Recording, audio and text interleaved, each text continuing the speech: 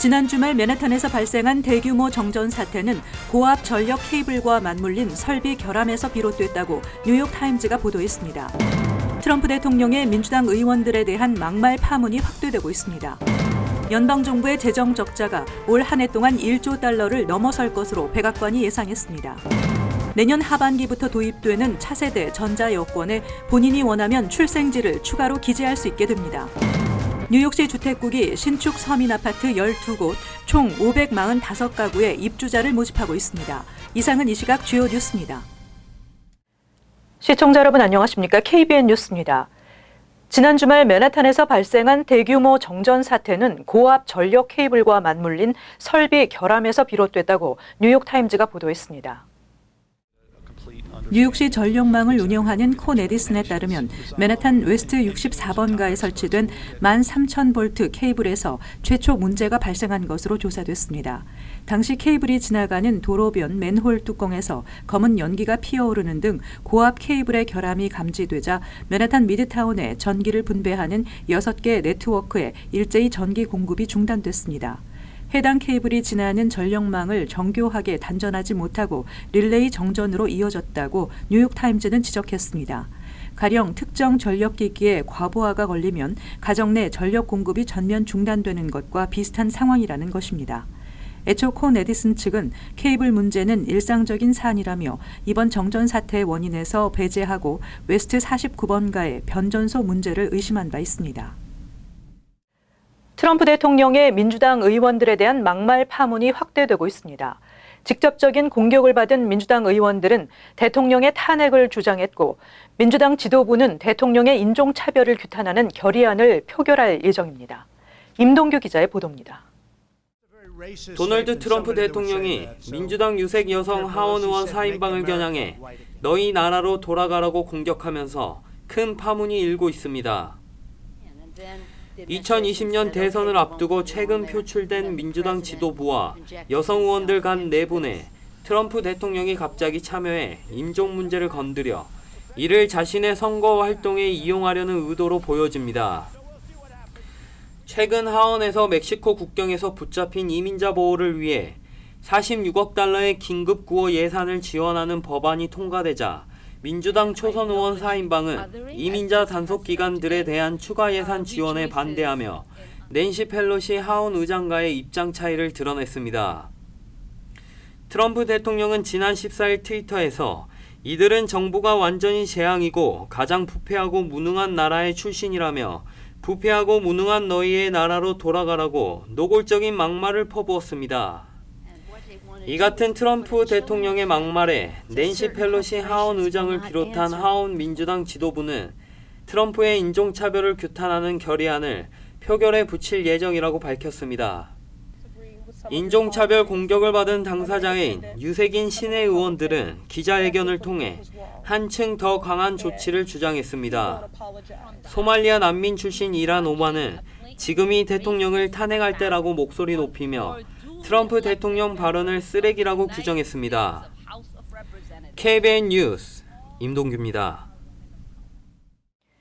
연방정부의 재정 적자가 올 한 해 동안 1조 달러를 넘어설 것으로 백악관이 예상했습니다. 연방정부의 재정 적자가 1조 달러를 넘어서는 것은 2008년 글로벌 경제 위기 당시 4년간을 제외하고 이번이 처음입니다. 백악관 예산관리국의 중간 보고서에 따르면 2019년 적자 규모가 1조 달러로 예상됐다고 정치 전문 매체 더 힐이 보도했습니다. 전문가들은 재정 지출은 공화당이 국방비를 대폭 인상하고 민주당이 의료, 교육 등 복지 예산을 동시에 늘리는 초당적 예산 협의의 결과로 급증한 것으로 분석하며 재정 정책이 억제돼야 하는 경제 성장 시기에 적자가 늘어나는 것은 바람직하지 않다고 보고 있습니다. 더 힐은 오는 10월 1일부터 시작되는 2020 회계년도의 부채 상한선 조정 마감 시한을 앞두고 여야는 지출을 늘리기 위한 협상을 벌이고 있다고 전했습니다. 재정 안정을 연구하는 피티슨 재단 CEO 마이클 피터슨은 이번 보고서는 미국이 처해 있는 위험한 재정 여정을 상기시켜주는 것이라며 성장기와 고용이 많은 시기에 부채를 관리할 수 있는 귀중한 기회를 놓치고 있다는 점이 안타깝다고 말했습니다. 트럼프 대통령은 취임 전 19조 달러에 달하는 국가 채무를 완전히 청산하겠다고 공언했지만 연방정부 부채는 지난해 기준 20조 달러를 돌파하며 계속 증가세를 나타내고 있습니다. 내년 하반기부터 도입되는 차세대 전자 여권에 본인이 원하면 출생지를 추가로 기재할 수 있게 됨에 따라 필요할 경우 출생지 증명 서류를 제외 공관에서 추가로 발급받아야 하는 불편함이 해소될 것으로 보입니다. 한국 외교부는 국민외교센터가 해외 체류 시 한국 여권에 출생지가 표기되지 않아 겪는 불편함을 개선해 줄 것을 요청한 데 따라 내년 하반기 도입 예정인 차세대 전자여권에 본인이 원하는 경우에 출생지를 기재할 수 있다고 밝혔습니다. 이에 따라 독일 등 해외 일부 국가에서 거주지 등록과 장기 체류자 신청, 운전면허증 교환, 인터넷 은행 계좌 개설 등에 필요한 출생지 증명 서류를 제외 공간에서 추가로 발급받아야 하는 불편함이 해소될 것으로 보입니다. 외교부 관계자는 국민과 함께하는 외교를 핵심 과제로 선정해 국민과의 소통과 참여, 국민의 편의 증진을 위해 지속적으로 노력하고 있다며 앞으로도 국민의 제안에 귀 기울이고 이를 정책에 적극적으로 반영해 나가는 노력을 계속할 예정이라고 밝혔습니다. 뉴욕시 주택국이 신축 서민 아파트 12곳, 총 545가구의 입주자를 모집하고 있습니다. 각종 편의 시설을 갖춘 럭셔리 유닛도 포함되어 있습니다. 브루클린 크라운 하이츠의 신축 럭셔리 렌탈 아파트인 베드포드 암스 아파트는 93가구를 모집하고 있습니다. 연수입 22,800달러에서 34,160달러의 2인 가구일 경우 원베드룸의 렌트는 590달러, 투베드룸 유닛은 718달러이며 31,543달러에서 42,680달러인 4인 가구일 경우 3베드룸 유닛의 렌트는 821달러입니다.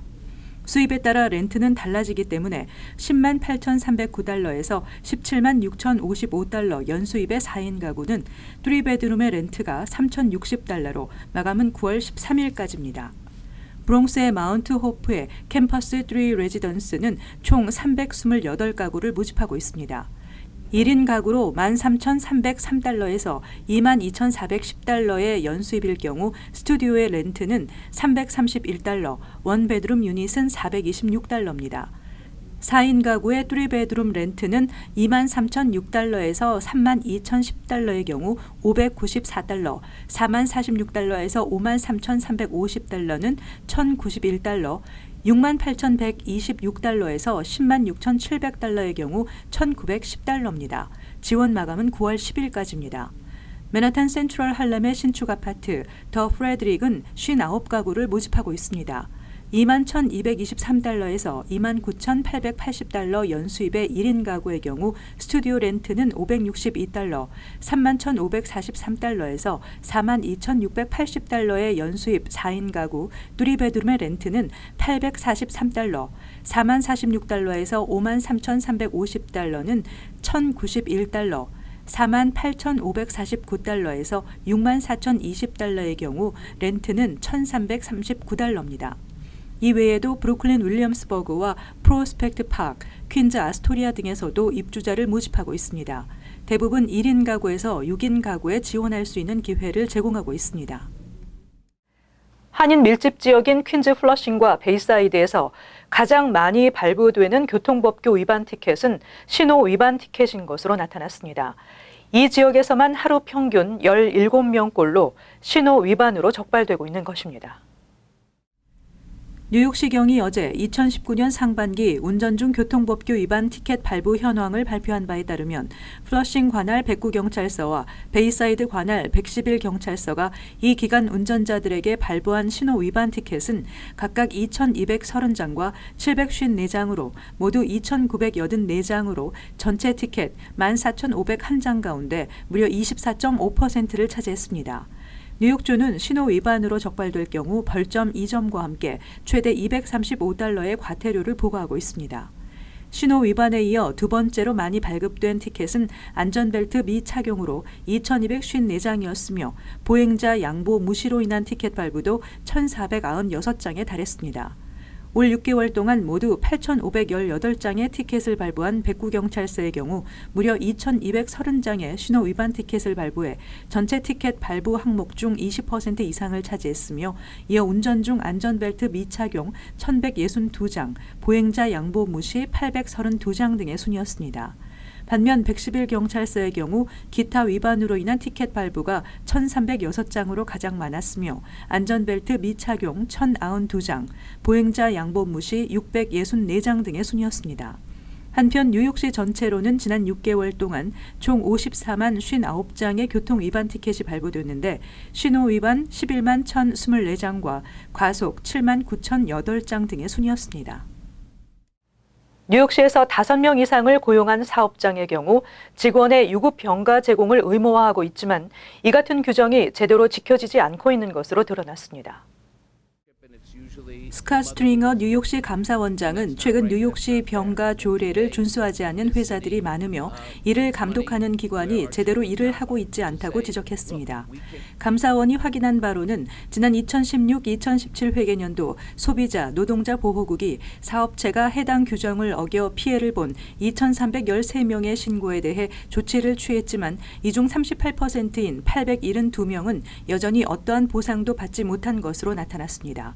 관계당국이 규정 위반 사업체에 유급 병가를 제공하지 않은 직원들에게 지불할 것을 명령한 금액은 56만 6,518달러로 집계됐는데 이 중 29%인 16만 6,331달러가 2018년 10월까지도 미지급 상태로 남아 있었던 것으로 확인됐습니다.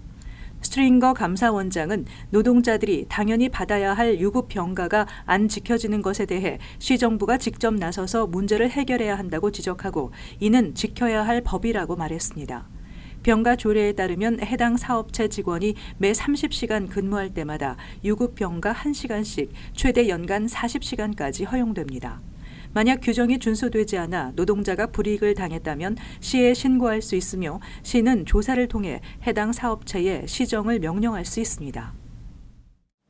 뉴저지 턴파이크 공사가 이지패스 통행료 미납 시 $50의 위반 수수료를 청구하는 것이 주 법에 어긋난다며 제기된 소송에서 뉴저지주 항소법원은 그 이유와 증거를 밝히라는 명령을 내렸습니다. 현재 필라델피아 한 로펌의 매튜 디드리치 변호사는 통행료 미납에 대한 수수료가 과도하고 불합리하다며 소송을 주도하고 있습니다. 뉴저지 주 법은 당국이 위반 수수료를 통해 이득을 취하는 것을 금지하고 있으며 위반 수수료가 오직 통행료 미납에 대한 비용과 통지서 발송에 대한 비용을 충당하는 용도로만 사용되는 것을 허락하고 있습니다. 매튜 디드리치 변호사는 특히 2011년 턴파이크 공사가 이지패스 위반 수수료를 $25에서 $50로 인상한 것에 대해 영리적 목적이 분명하다고 주장하며 이는 기존 통행료보다 큰 액수의 미납 벌금을 징수하지 못하게 하는 뉴저지 주 법에 어긋난 것이라는 주장입니다. 이번 판결로 증거 심리가 10월 말에 다시 진행될 예정입니다.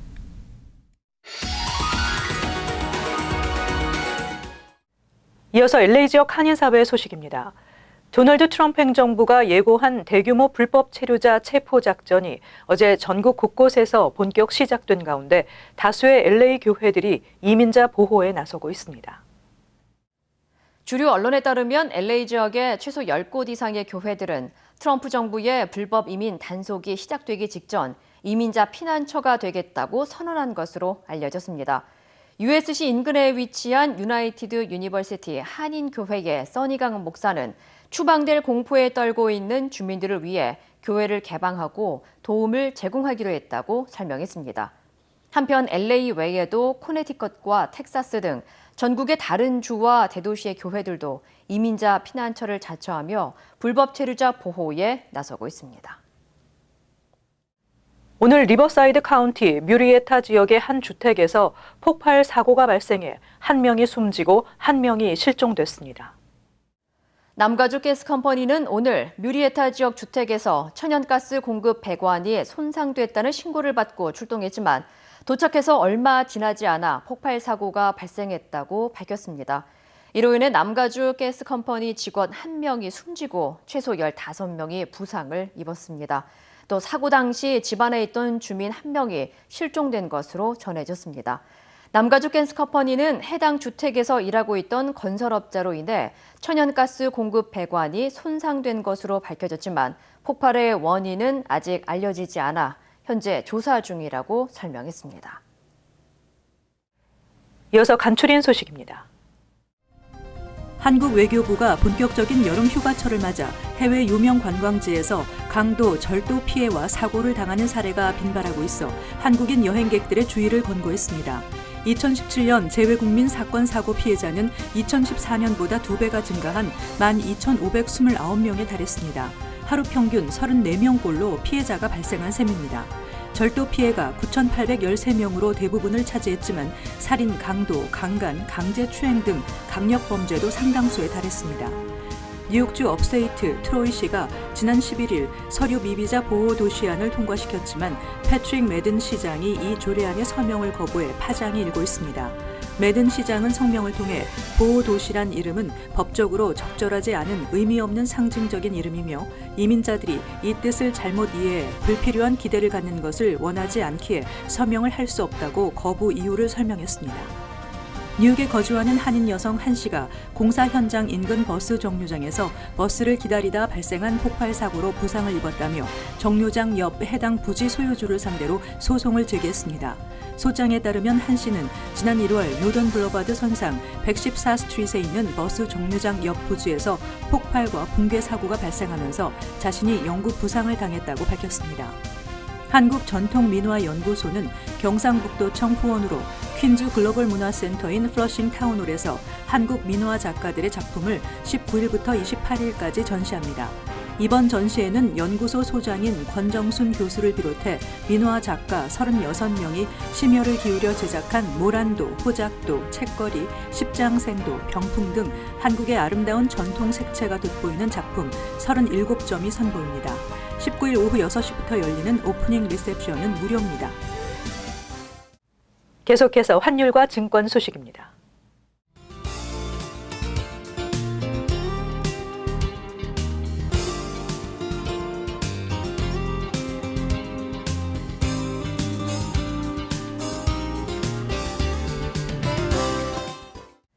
끝으로 날씨 전해드립니다. 수요일 가끔 흐리고 습도가 높은 무더운 날씨 예상됩니다. 오후에는 곳에 따라 소나기 내리겠습니다. 낮 최고 기온은 93도, 섭씨 영상 34도, 밤 최저 기온은 76도, 섭씨 영상 24도 예상됩니다. 목요일은 대체로 흐리고 몇 차례 강한 소나기 내리겠습니다. 금요일 대체로 맑겠습니다. 이상으로 KBN 뉴스를 마칩니다. 시청해주신 여러분 고맙습니다.